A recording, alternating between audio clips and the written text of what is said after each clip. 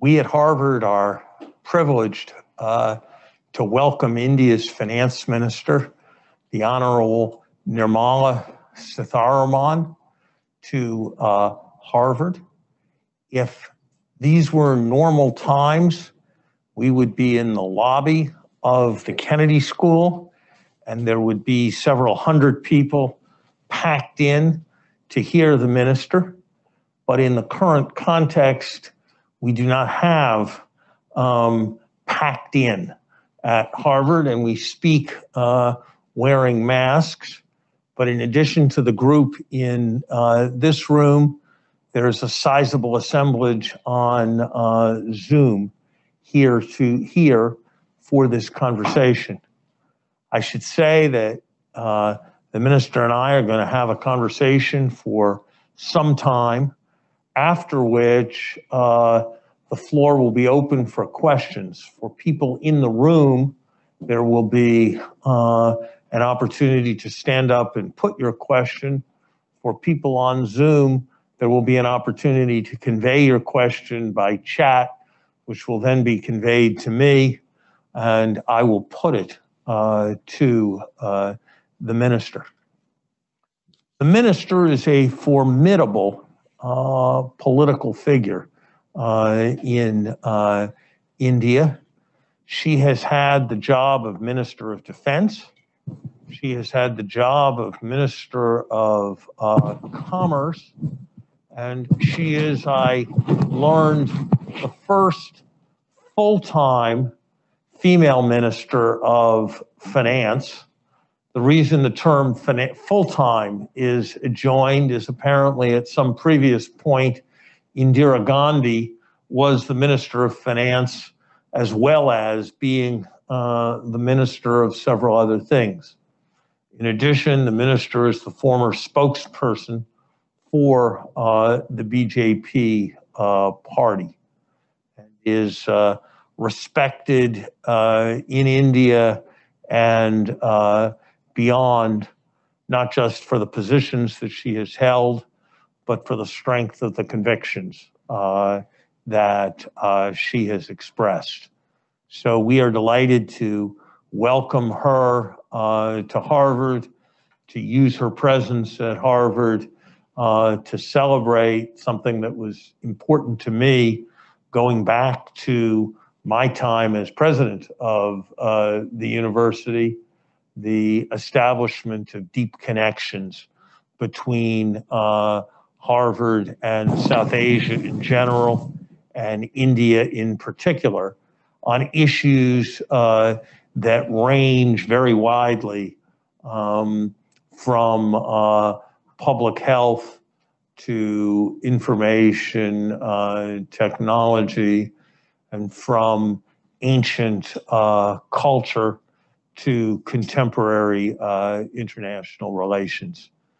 So, Madam Minister, welcome to Harvard. Thank you.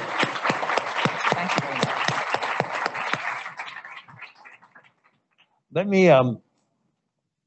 Let me kick this off by asking you, you got to the United States, I believe, about 36 hours ago, and you will be going from here to Washington, where you will be a participant in the G20 meetings. What do you hope to accomplish as a participant in what will be the first G20 meeting that's taken place in a number of years, in a direct, in-person sense rather than virtual? Well, I think participating in the G20 now, all India has got its own importance. We'll soon be joining, or we have joined, the trio. The trio refers to the president or the chair of the G20 and the one before and one after. We are the one after. Sooner we'll be taking up the G20's chair. And that whole year, India will work to take the G20's agenda forward. And therefore, we are already part of the three, one before and one after the current president. So for me, it'll be also a process of learning how the current presidency is taking the agenda forward. More importantly, I think the OECD has been working in the much discussed global tax or tax on these huge big multinationals, so that this practice, which is now prevalent, that they end up paying tax nowhere. They're neither paying the country where they're doing business and earning the profit, nor are they paying tax in the country where they are located. So end of the day, the current each country for itself taxation regime has given them an opportunity to end up paying nowhere, which is good for the company, but absolutely of no use for countries where the business is getting generated. I know the Secretary Treasury in the United States, which Lawrence Summers was once upon a time the Secretary of US Treasury. The current secretary has taken a lot of initiative in having something concluded. So today, more than 134 countries, I think, have come together to have a global tax on all those companies which are operating across nations, making their profit across nations, different profit, different areas, but nevertheless profits in so many geographical jurisdictions, but end up paying no tax in both the jurisdictions. So I will be looking forward to having greater conversation on that in this G20, which happens from tomorrow.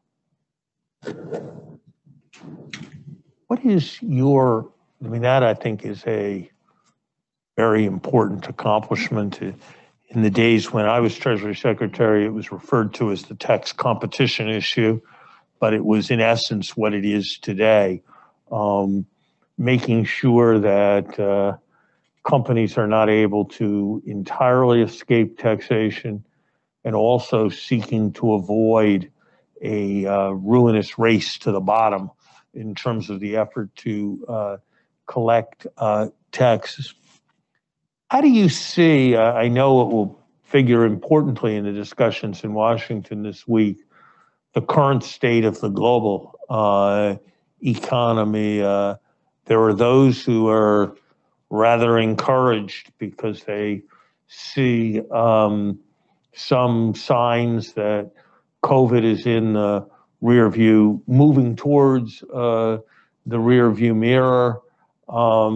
There are others who are very much alarmed by inflation prospects, by concerns that progress with respect to COVID is something that's confined to the traditional industrialized world rather than developing countries. How would you assess, coming into these meetings, the state of the global economy?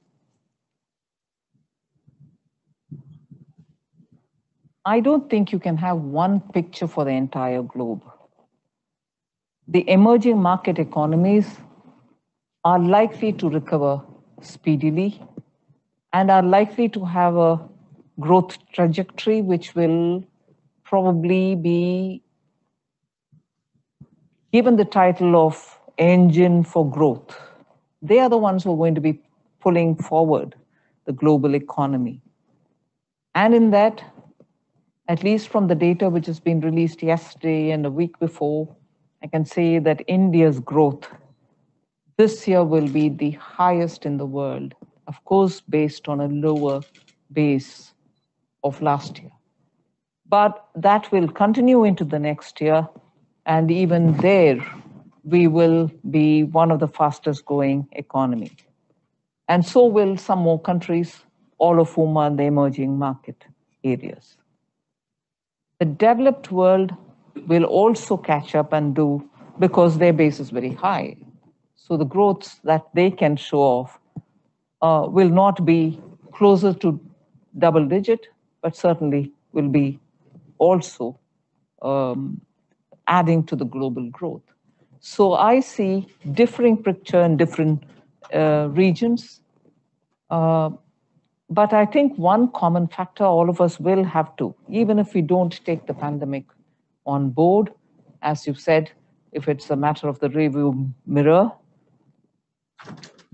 climate is one thing which is going to worry all of us equally. Some will have to be bothered much more than the other, because the burden on your development agenda will be disproportionately on the emerging economies.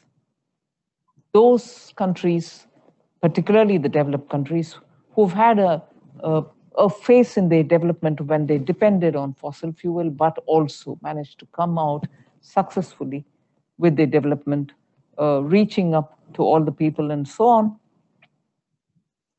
Today, we'll have to face the hard realities because the challenges will have to be shared by all.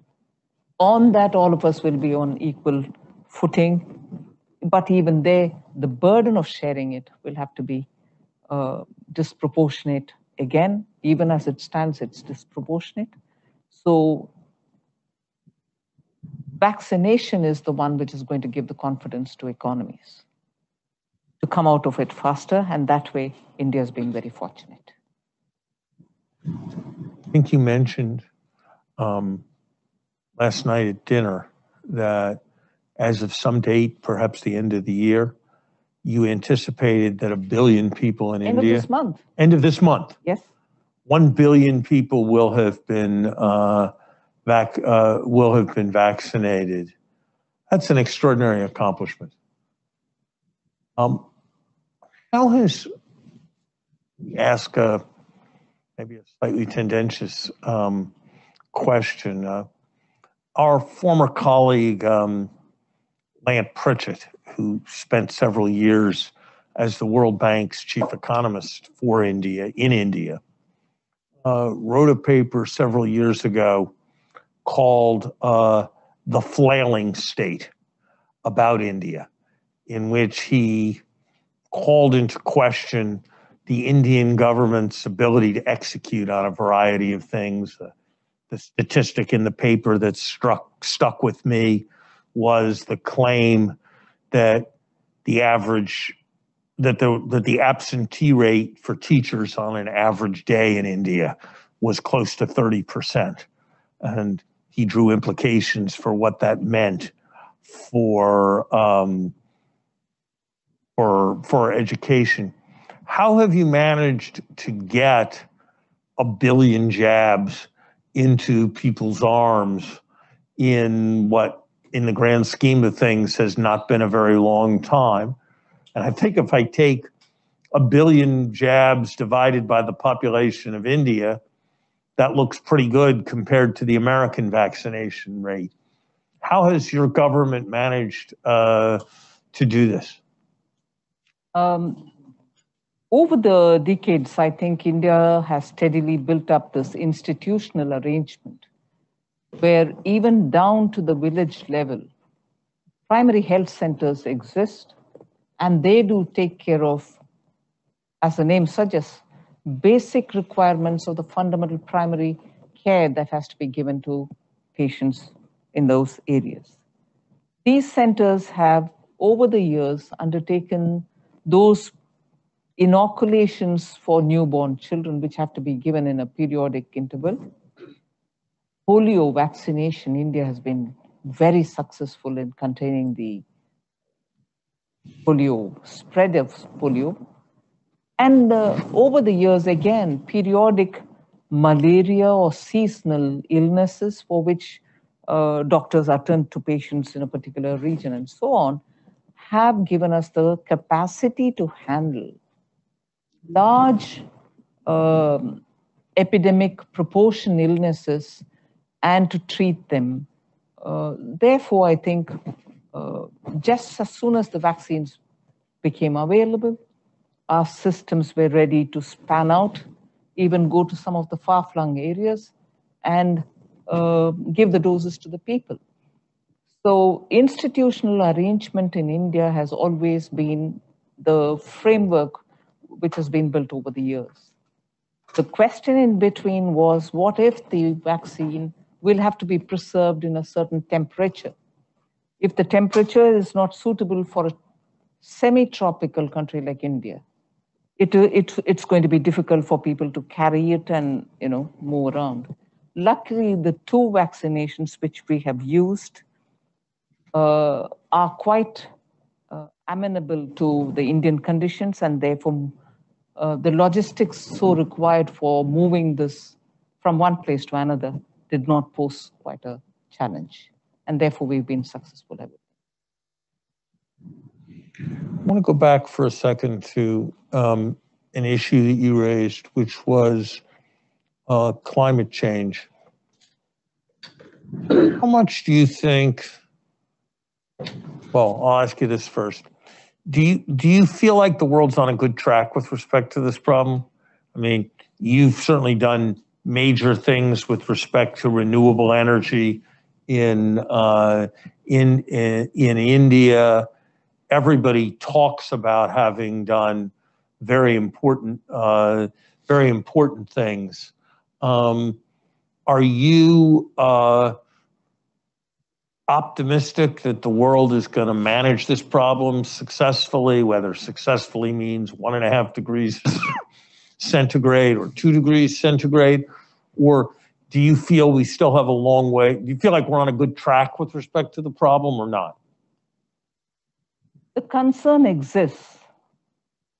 Almost all countries agree that this is a serious challenge and it has to be addressed immediately. There's no difference on that. But what is the extent to which any country can take this burden on themselves without a global convergence on how to handle it? Global convergence on agreeing to have technology transferred. Global convergence, again, on how to mitigate the problem as much as adapt to the problem.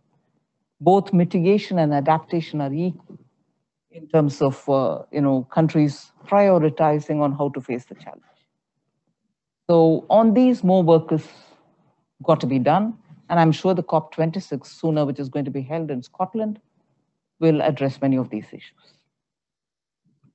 What are you mentioned last night, and you've mentioned again today, the issue of technology transfer. I understand the issues around financial transfer, but what is the nature of the technologies that you feel would somehow make the situation in India substantially better that aren't being effectively transferred from the West? Well, one obvious thing is looking at renewable energy. The biggest challenge about renewable energy is not to get the panels or the tidal energy or bringing in wind power or anything. But storing renewable energy is the biggest issue. So if I were to have biggest solar power generating units, I'm all right up to a point. But if I don't have the capability for storing them, obviously it's going back in terms of the civilization, in that only during daytime will you be with some energy around, and in the nights it's going to have to fade off. You'll have to have a substitute for that, and therefore a hybrid, and a hybrid which may or may not be fully climate compatible. So the sooner that countries which can absorb such technologies for storing power are shared, the better we are going to be, one. The second point is many countries which are facing huge disasters because of cloud bursts, landslides, seawater rising, do not have disaster resilient infrastructure. And if disaster resilient infrastructure is not available, every year you have to rebuild. Every year you're going to put people to inconvenience. and the money will be spent on the same things over and over again without having the cumulative advantage. So again, technology exists for resilient infrastructure to be built. Earthquake, flooding, cloudburst, landslips, everything can be handled if we have such, let's say, infrastructure built which can adapt to these kind of disasters. Technology transfer again, and even that has to happen very quickly so that nations can benefit from it. So technology transfers in so many different ways. I'm not sure transfers are yet beginning to happen. The area of energy storage, it's a really hard area. A lot of thought has gone into developing better battery technologies and the like. It's my understanding that it is surprising the extent to which in many contexts, even here at partway through the 21st century, you can't do vastly better than pumping water uphill and then letting water pump downhill. But you keep saying technology transfer. Are there technologies which somehow are very good at energy storage, which are used in the United States, which India is not able to emulate, which India is not able to purchase? Is it really the case that proprietary intellectual property is substantially raising the burden? I understand those arguments with respect to a variety of pharmaceuticals. I'm a little bit surprised if, with respect to battery technology, India can't purchase state-of-the-art batteries or state-of-the-art electricity storage means.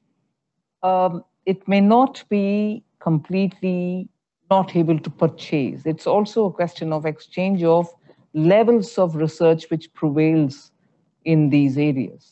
Also the shift from hydrogen to ions, various ions, and also looking at the shift itself. How do you do that? What is the process of doing it?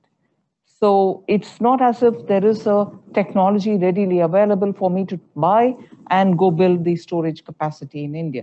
It's also the process through which we are moving.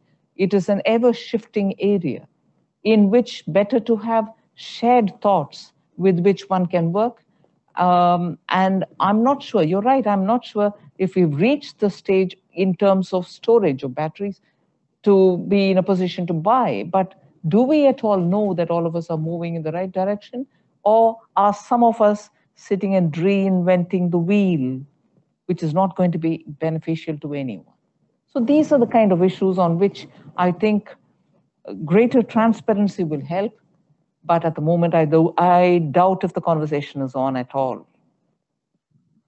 There are reports in many countries of much more severe energy shortages than anybody anticipated 3 months ago. And one of the questioners asked a question that was directed at energy shortages in India, greatly reduced inventories of coal, for example. Say something about how you see in the short run the Indian energy situation, and actually rather more generally, what's your expectation of the growth rate of the Indian economy over the next year or so? First thing on the energy, coal shortage and other about which you briefly referred.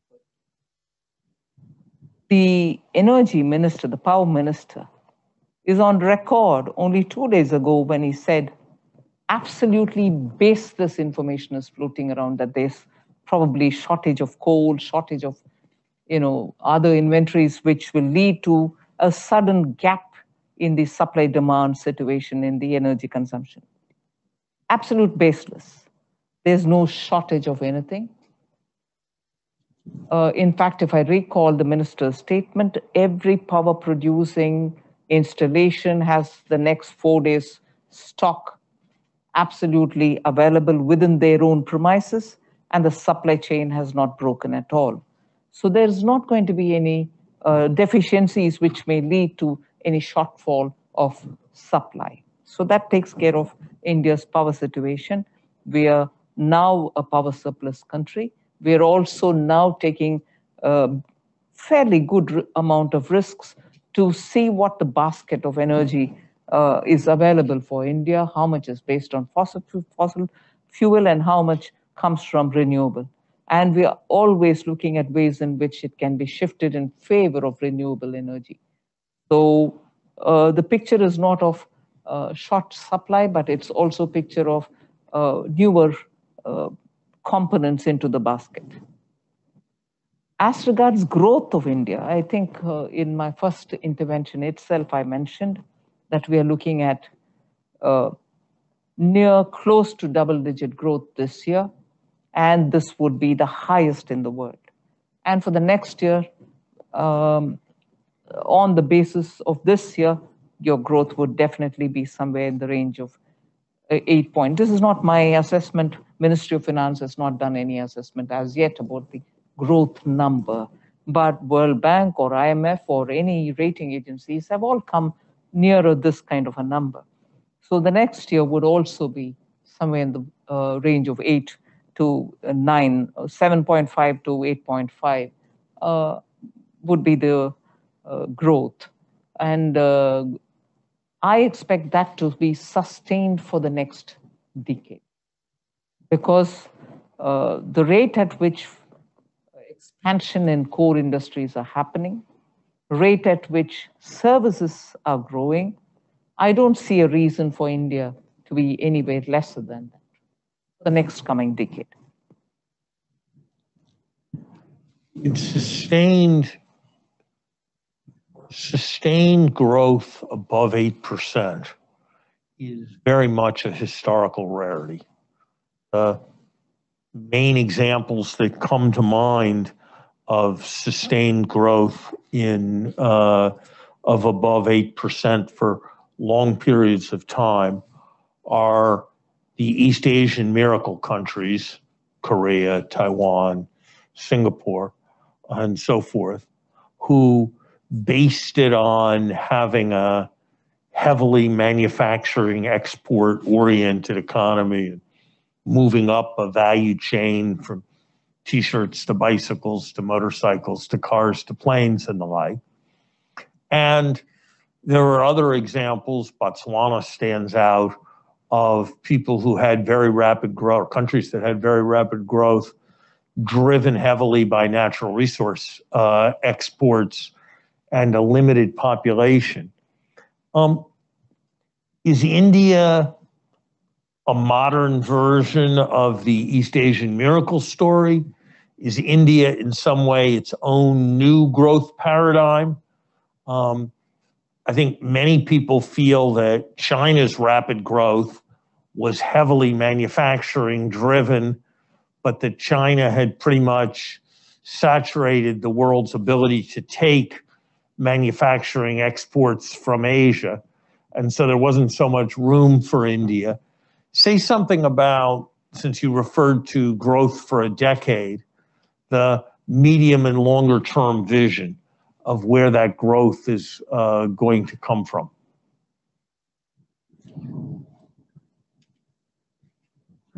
I don't think the growth post the pandemic of any country can be compared with what had happened earlier, prior to the pandemic. The reset which the globe is seeing itself tells you a narrative that the way in which countries are going to plan their growth is going to be very different from what it was earlier. The pandemic itself is one of the reasons, as I just said. The reset happening from certain geographical territories where people are coming out of it, looking for other places where they can run their businesses from, because no longer you have the transparency and rule of law in certain geographical territories, and therefore industry is the first one to get out. Investments, the first one to get out. And they're looking for destinations where certain certain assumptions can be taken up. Rule of law, democracy, transparent policies, and assurance that you're in the broad global frame of things and that you're not an outlier. You will not have anything to do with the global scheme of things, then it's no good for us. So all these are extraneous factors which help India to attract industries to come to India, to set businesses there, and to be able to produce for India and for produce in India for export from India. That's one of the things which will tell us that what India will be going through will benefit from this move. The second is India itself is a huge market. You would have had people tell us it's big, population is big, but you don't have a purchasing power capacity, and therefore nothing can be sold to you all, which is globally otherwise wanted. Today, our demographic dividend is not a dividend without reason. It's a dividend which has great purchasing power ability. The middle class in India has the money to buy things. So people who are moving from other destinations to invest in India and to produce in India will have a captive market. Third, the same demographic dividend also gives us another advantage. The youth population of India today is a skilled set of youngsters, skilled in various different areas.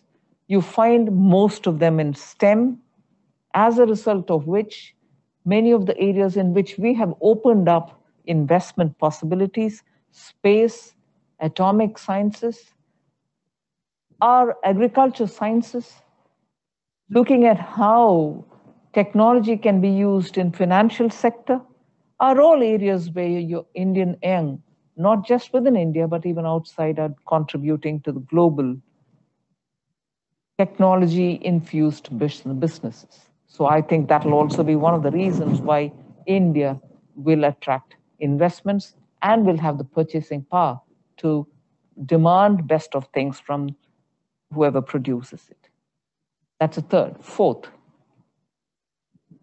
irrespective of the fact that globally today people have learned to be more supportive of the local and have few aviation miles for getting a thing from distant area, India is even today best in agriculture.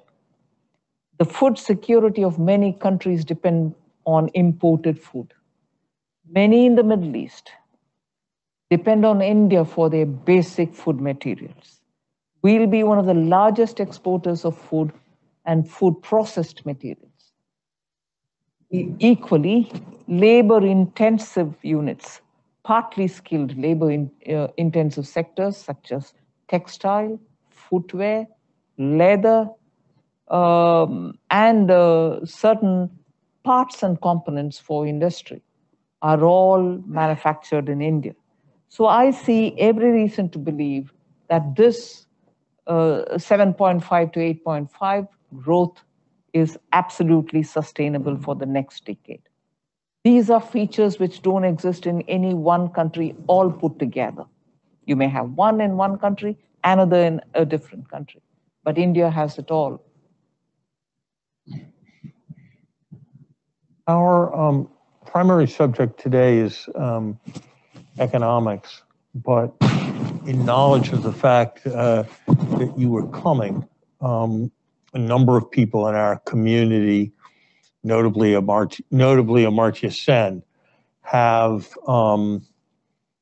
expressed rather strong reservations about the government of which you were a part and its approach to ethnic issues within India. And there's a feeling that the legacy of tolerance that was an important part of what bound the United States and India together, and certainly that these are areas where we have very serious issues in the United States, but that legacy of tolerance has been very much called into question by your prime minister's past and by some of the statements that have been made by your current home minister and your current government, and that the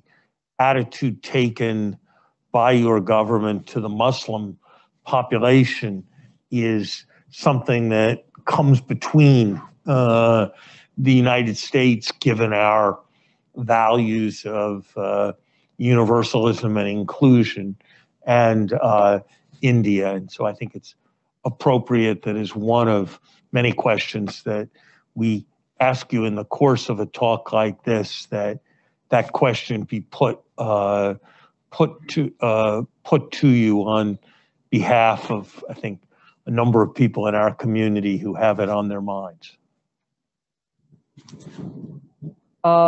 It's one thing to have a view and totally another to base it on facts.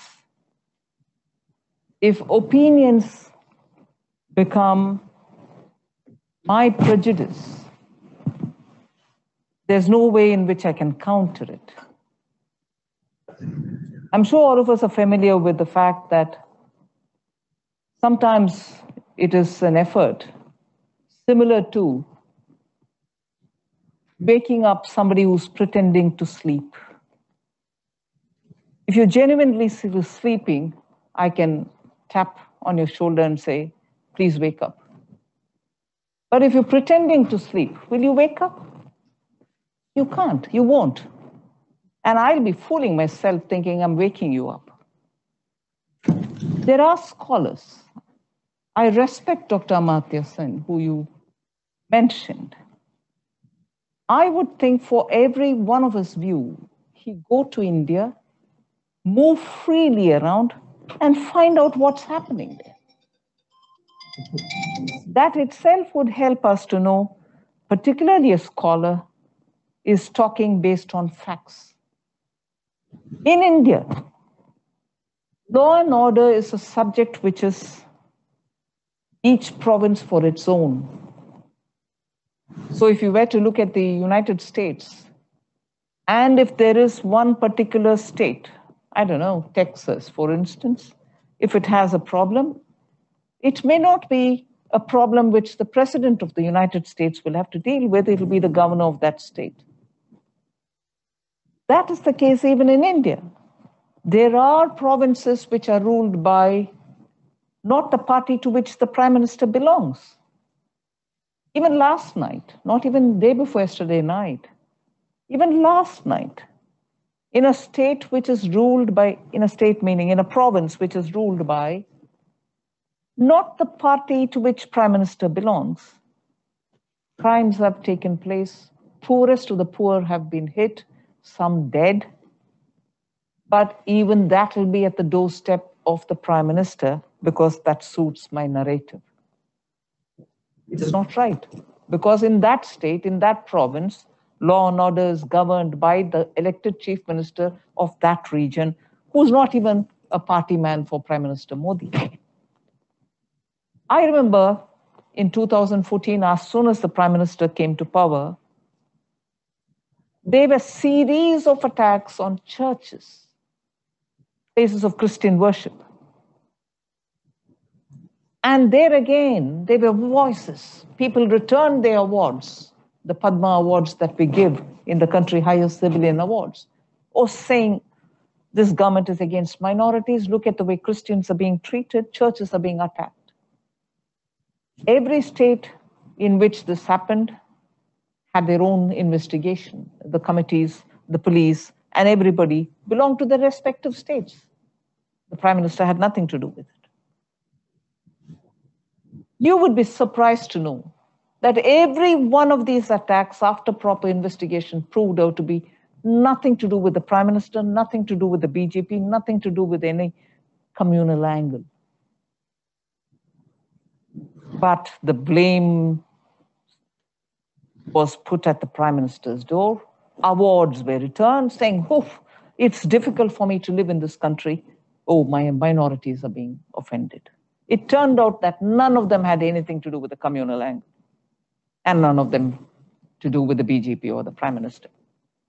Similar is the way in which this time, after 2019, when Prime Minister Modi came back with even better, stronger mandate, this campaign which is going on to say that there are communal violence, communal whatever, minorities are in difficulty. Again, a question of law and order being a state subject. Each state has its own. In states where parties who care nothing for the BJP, there's been atrocious violence.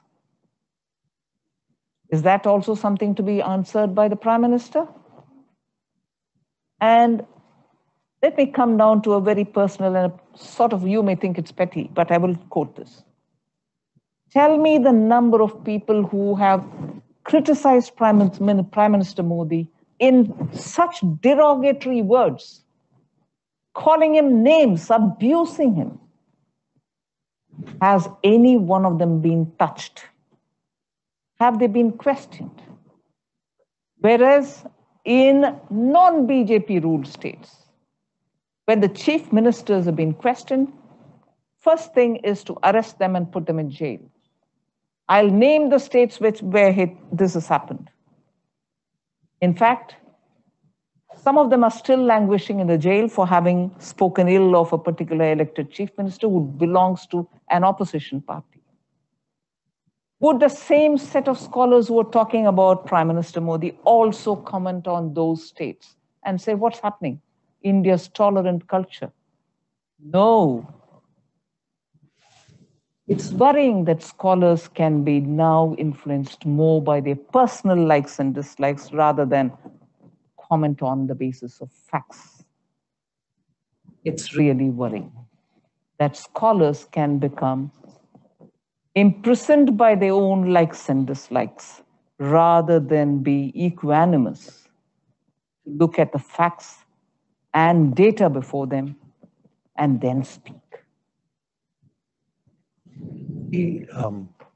Ask you another question if I could, and then I'm going to ask people in the room if they want to answer questions. An interest of mine for a long time, going back to the time when I worked at the World Bank, through my time at Treasury, through work I've done more recently, has been with the role of the international financial institutions, adapting the role of the international financial institutions to respond to the many ways in which the world has changed in the 75 years since they were formed and founded. And I know that India has long been involved in many ways with the World Bank and the IMF, and has had strong views, not always the same as the United States. I'd be interested in any thoughts you have about what, if anything, should be done in this era with respect to the international financial architecture and the World Bank and the IMF in particular. It's interesting you asking this question. Whether it's the UN, whether it's the WTO, whether it's the World Bank, whether it's the IMF, will have to look at reforming themselves. The reform which we are talking about in countries are happening in different stages, but these institutions have remained the way they have been for the last several decades. Many of them now no longer speak for countries whose issues have remained unattended to for decades together, whether it is on trade, whether it is on security, whether it is on monetary framework, and whether it is on funding development. There is a desperate need for all these institutions to be more transparent, represent and speak for countries which don't get adequate representation. And therefore, I would think that is something which has to happen immediately in all these bodies.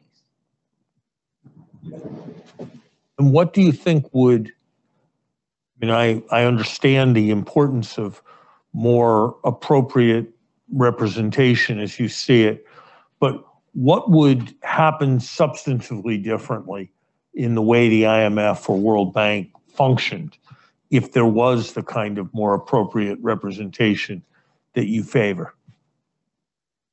There would be more equitable distribution of resources, more equitable, more concern for equitable development for the growth. This whole dialogue which used to happen north-south looked as if it's moving towards irrelevance, but the issues of north-south still remain. Development has not reached many parts of Africa, many parts of the small Pacific islands, many parts of those countries, even within countries where there is differentiated development.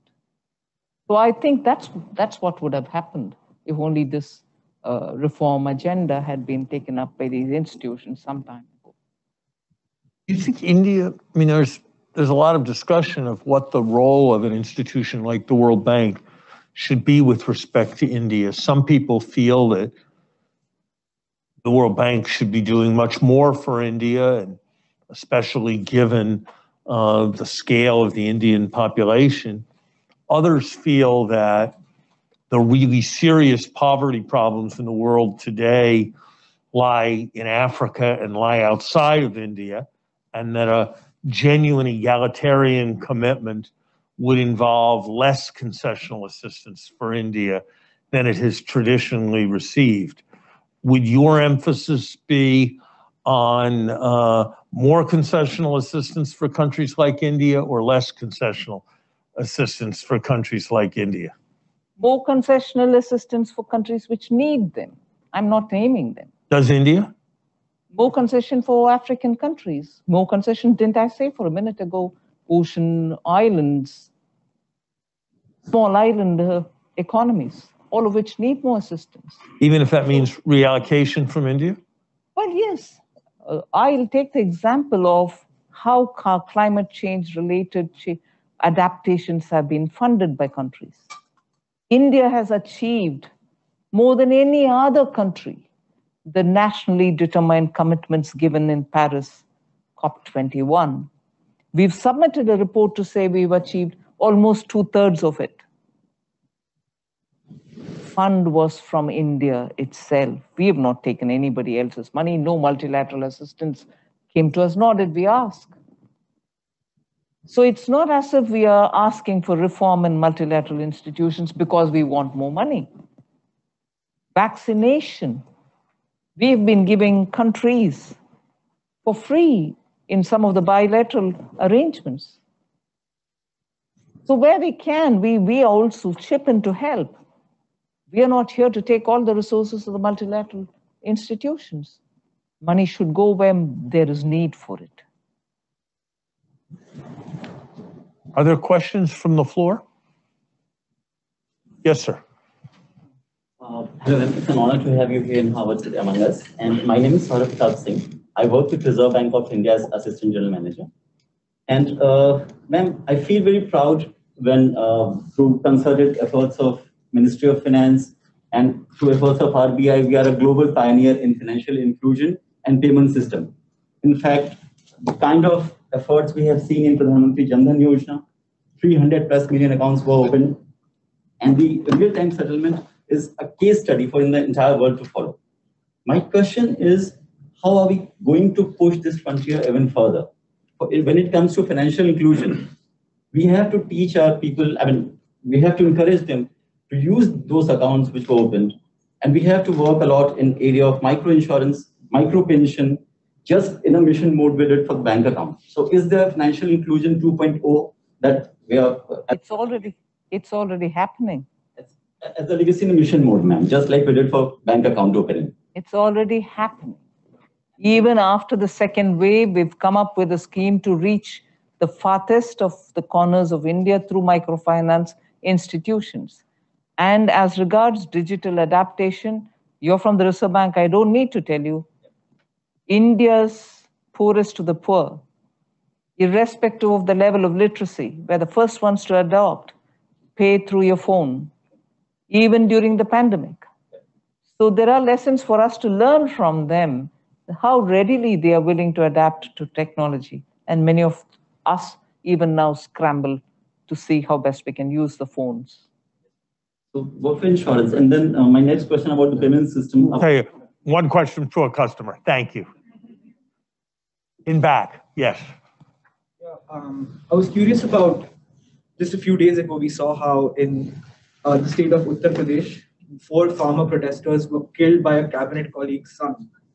And the son of your cabinet colleague is in jail right now because he killed 4 farmer protesters. So I was wondering why there is no word about this from the Prime Minister, from many senior ministers, and why, when somebody asks questions about these things, why is it such a defensive reaction that when Amartya Sen says that there is intolerance, why is there no acknowledgement that these kinds of ghastly things are happening? And we just pretend, are we pretending to be asleep? Is that what's going on? No, absolutely not. And it's nice of you to have picked up that one incident, which is absolutely condemnable. Every one of us say that. Equally, there are instances happening elsewhere, is my concern. India has issues of such nature happening in very many different parts of the country. Equally, I would like you and many others, inclusive of Dr. Amartya Sen, who all know India, to raise it at every time when it happens. Not just raise it when it suits us, because it's a state where BJP is in power, one of my cabinet colleagues' son is in probably trouble, and also assume that it's actually them who did it and not anybody else. Due course of justice will also have a complete inquiry process to establish it. And it's not being defensive about my party or my prime minister, it's being defensive about India. I will talk for India. I will talk for justice for the poor. I will not be mocked at. And if it is mocking, I will be defensive to stand up and say, sorry, let's talk on facts. That's my answer for you. Hello, ma'am. Thank you so much for this opportunity. It's truly a privilege to share the same space as you, and your talk makes me feel very hopeful. I am a physician from India, and before arriving at Harvard School of Public Health, I was working as a frontline worker for 12 months in the largest COVID hospital in Mumbai.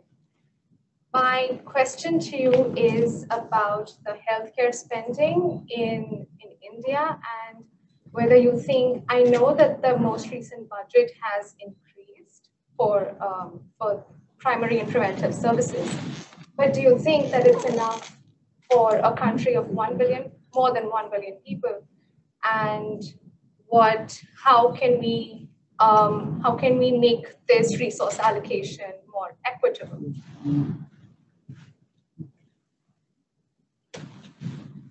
You're right. India's population, India's size demands a lot more. And I would think at a stage which we are in, what is more? How much is more? How much is sufficient? So we do a maximum best given the resource constraints, and we will commit ourselves to keep doing that every year for the next few years. So India's health has actually now received, and rightly, received the attention it so deserves. So during the pandemic and even after the second wave, we've committed more resources for health infrastructure. And you probably are aware in the last 1 year, or even prior to the COVID onslaught, we have increased the number of colleges which teach medicine, or expanded on the number of seats which are available in colleges which exist already. So we want to have more doctors, more paramedics trained in the country and certified. So not only are we looking at physical infrastructure, but are also looking at number of trained doctors who will be available for the country. So yes, we are doing all this at a stage where the pandemic has hit us, but we will continue to do it. We are committed to do it. Let me ask you a question that was put by one of the people who has zoomed into this session. Questioner picked up on a remark I had made in introducing you, that you were the first full-time finance minister of India who was a woman. And the question was, what would your thoughts be for women who are interested in financial policy and economics coming out of that experience? And how do you see the gender issue in the context of remarkable careers like the one you've had?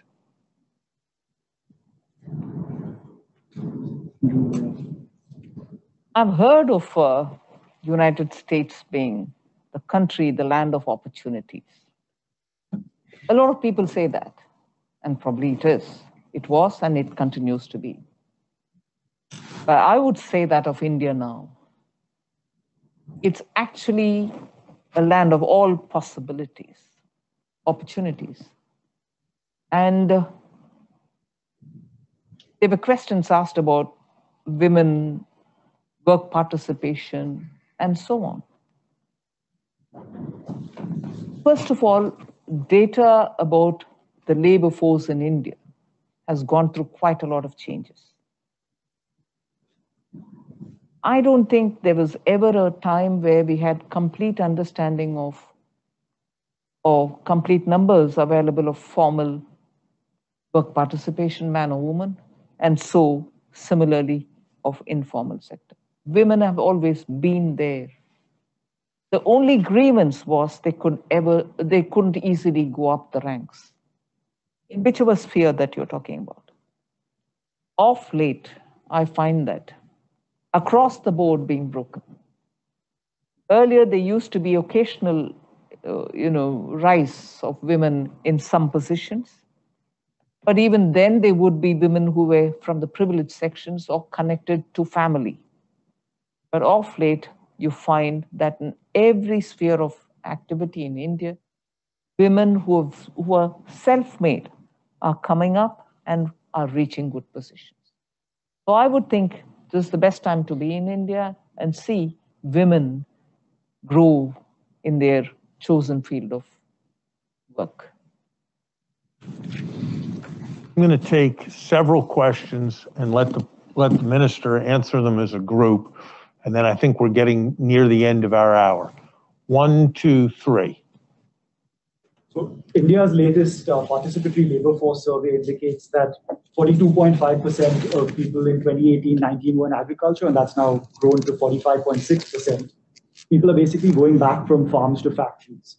What do you think that says about the state of the economy and about, not viewing this in isolation after the pandemic, but the lack of job creation and the arresting growth trajectory for several years before the pandemic as well? I think you meant from factories to farms, not from farms to factories. Yes, people going back from factories to farms. Yes. Well, thank you, Minister, for being here with us. My name is Dhananjan, part of the Kennedy School. I guess given the topic and the fact that this is by the Rahmani Center, I'd like to talk about business and government. More specifically, I'd like to understand that as many of us will be graduating next year or in 2 years, and people like me would want to go back to India. On behalf of my colleagues and I wanted to understand what are some of the areas that you would be very bullish on, or let's say for entrepreneurs, what are some of the focus areas that you would like young students like me to think about? And then how would you recommend that students like me engage with the government to be able to work together and help the people of India? Good afternoon, Madam Finance Minister. Thank you so much for the talk today. We're all, I think, very appreciative of your time and insights today. I'm Bhavya. I'm an MBA candidate at the Kennedy School. One of the themes for today's talk is inclusive development, which is unthinkable without considering the interest of the Indian farmer. And my question is slightly broader than my colleagues in trying to understand what your views are on the current farmer crisis and what is the government's action plan to break the current impasse. Thank you.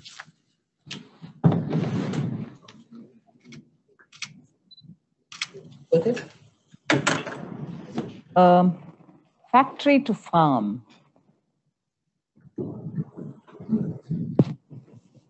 May have been the situation during Corona, because people were keen to get back to their families. They were not sure how they would handle themselves if afflicted by the pandemic, being alone in the place where they are working. So migrants went back, and then in districts where they went back, the government converged 16 different schemes, which were all rural development schemes, to make sure that in those 116 odd districts where large number of migrant workers returned, they were provided work.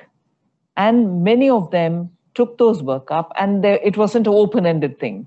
We said you would take up and spend the money which was in the BE of 2020 budget before October 2020, because we wanted to have immediate prospects of work given to these migrants who were returning, and the convergence of those 16 schemes, which were otherwise broader rural development schemes, helped us to get that many resources on for the migrant workers. So that was one way in which we sustained them even as they came back from the factories where they were working. But even by November of last year, they have started returning.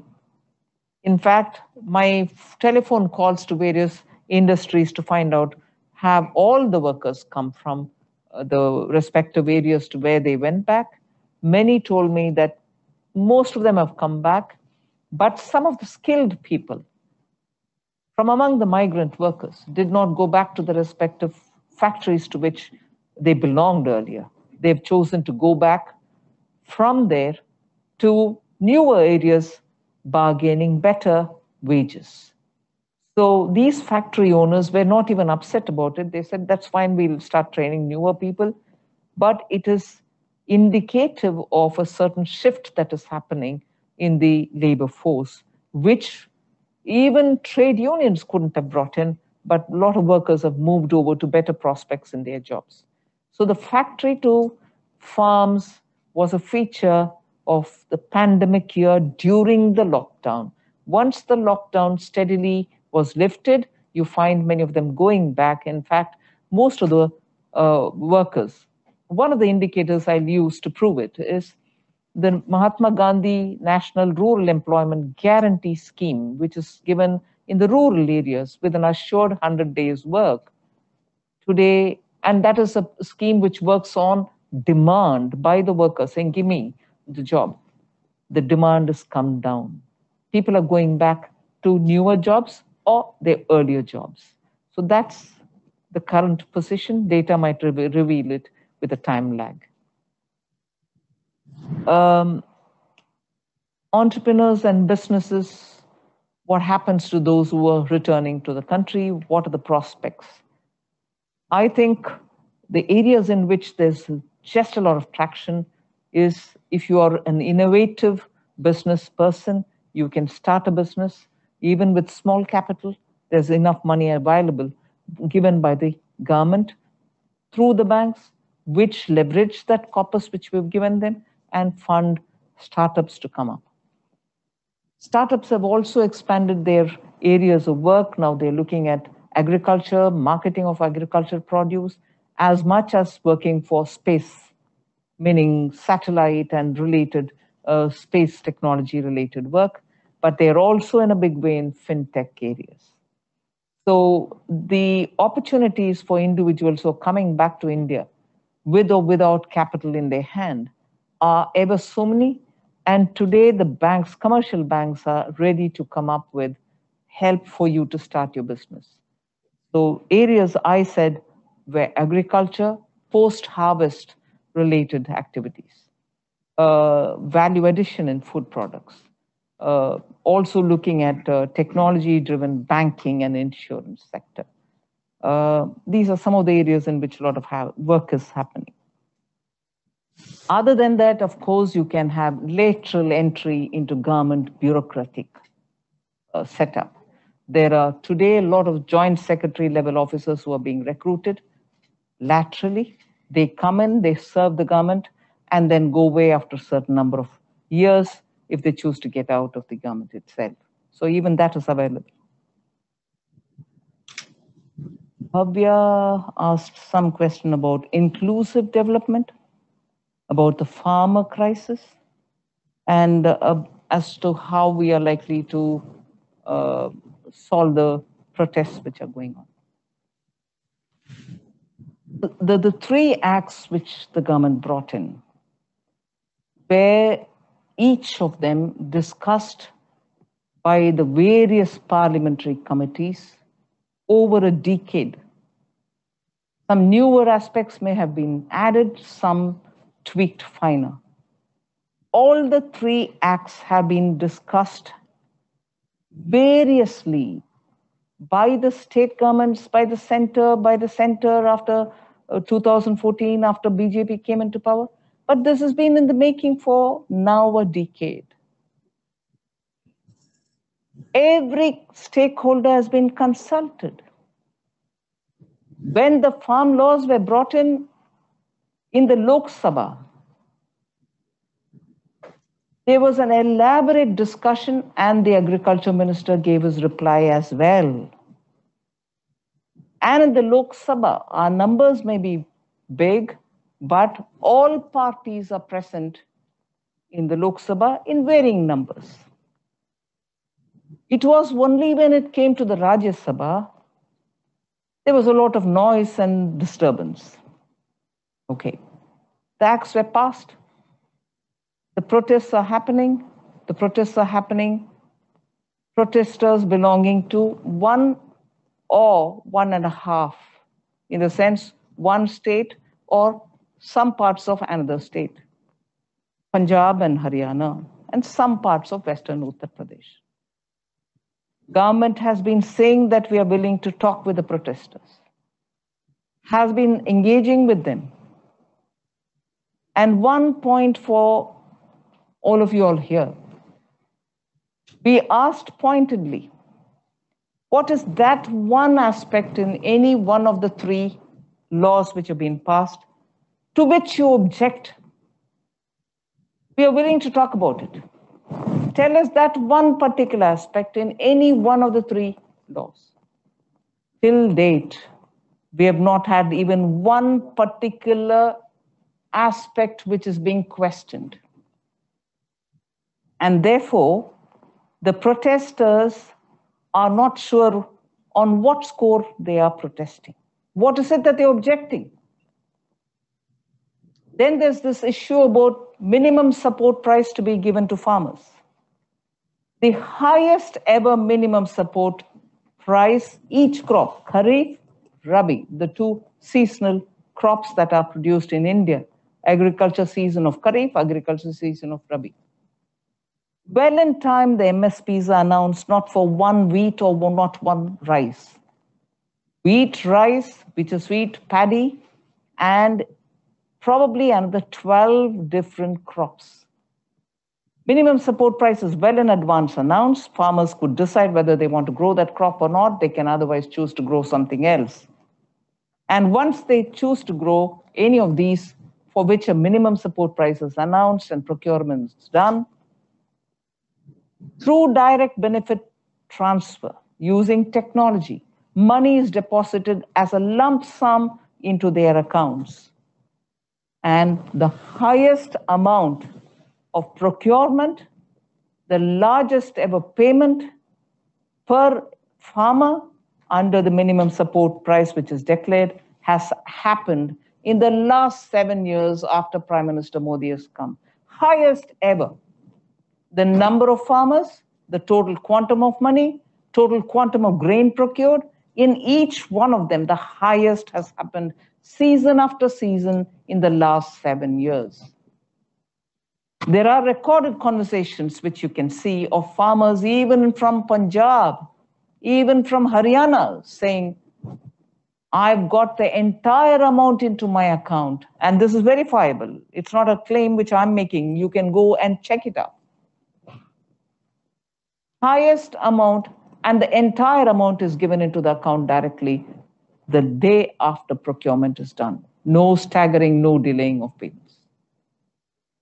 So we have not been told what is it that they are protesting against as yet. And the minister is willing to talk even today. If I may, Nirmala, thank you very, very much for having been with us.